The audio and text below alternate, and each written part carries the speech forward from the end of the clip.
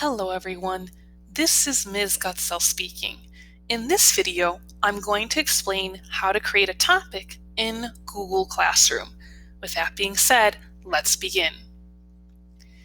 To create a topic, I need to be under the classwork section of Google Classroom.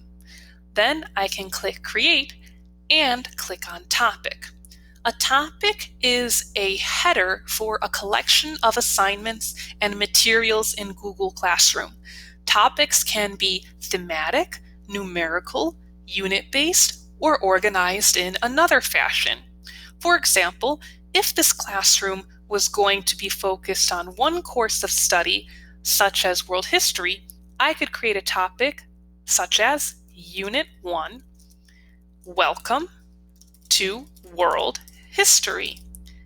When I click Add, the new topic appears at the top of the page. I can rearrange topics in two ways. The first way is by clicking down on the topic and dragging it down, or alternatively, dragging it back up. I can also click on the three dots next to a topic and then select Move Down or Move Up. When I click on the three dots, there are a few other options. The first is Rename. If for some reason my topic is not named appropriately, I can click Rename and adjust it.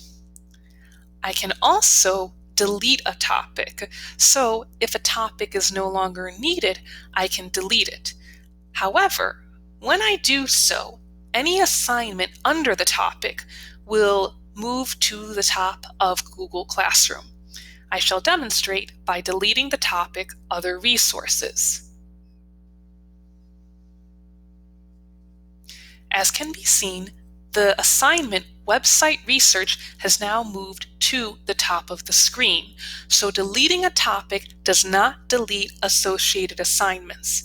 If I wanted to delete the assignment, I would need to click on the three dots and then select Delete. Under the three dots by topics, I can also copy the link to a topic.